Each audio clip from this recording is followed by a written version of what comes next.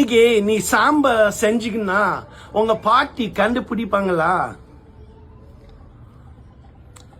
Correct. உருளைக்கிழங்க. இந்த காய்கறி நம்ம ஊர்ல வளர முடியாது.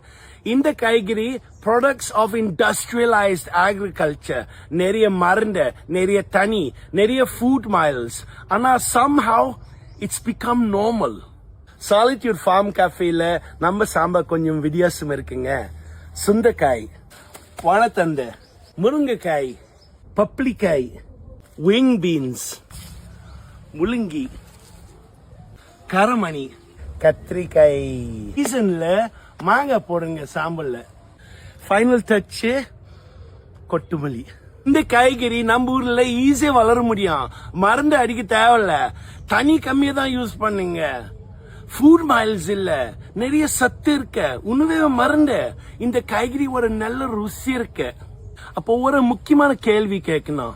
நம்ம சாம்பார் சமையல் பண்ணும்போது என்ன மாதிரி விவசாயம் சப்போர்ட் பண்றோங்க? Industrialise agriculture, lifestyle diseases, climate change, இல்லைன்னா இயற்கை விவசாயம், the foundation of agriculture. ஒரு பக்தி தான் பூமி தேவுக்கு. எந்த காய்கறி போடுறீங்க உங்க சாம்பல்ல?